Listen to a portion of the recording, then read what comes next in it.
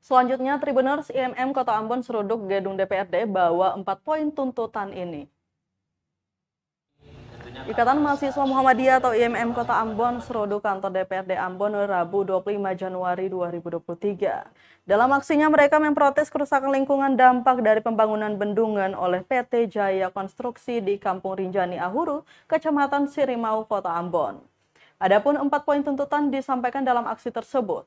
Pertama, mendesak Kepala Balai Sungai untuk segera mencopot Kepala Satker PT Jaya Konstruksi.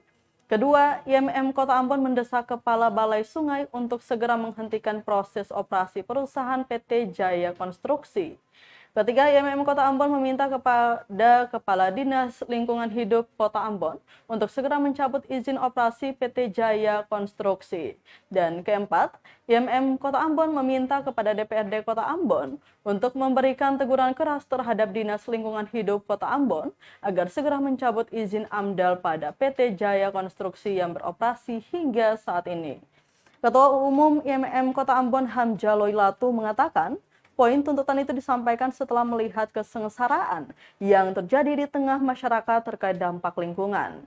Hal tersebut menjadi menarik karena operasi perusahaan tersebut diketahui melanggar AMDAL. Hal tersebut selanjutnya harus diinvestigasi ulang karena secara nyata telah melanggar Undang-Undang Nomor 32 Tahun 2009 tentang perlindungan dan pengelolaan lingkungan hidup.